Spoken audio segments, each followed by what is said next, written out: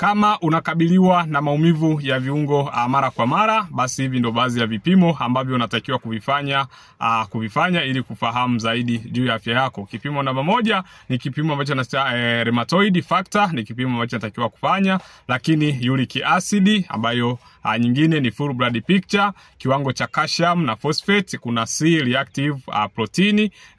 Hivyo ni vipimo ambavyo unatakiwa kuvipima endapo una viungo au una changamoto kwenye viungo. Lakini pia kiwango cha vitamini D mwilini, hakikisha unapima vitamini D ambayo tunasema kipimo kingine tunasema antinuclear ambayo ni antibodies ANA, utendaji kazi wa figo na utendaji kazi wa ini, mwisho anticyclic. Hivi ndo baadhi ya vipimo ambavyo unatakiwa kuvipima ukiwa na changamoto ya viungo. Unapata changamoto ya viungo, unapata maumivu ya viungo mara kwa mara, basi hakikisha unafanya hivi vipimo ili kuweza kufahamu na kuweza kubaini ni changamoto gani inayokutesa. Kama una changamoto ya viungo, basi usahau kutu DM au kucomment hapo chini, na sisi tutakuonesha namna ya kuondokana na hiyo changamoto.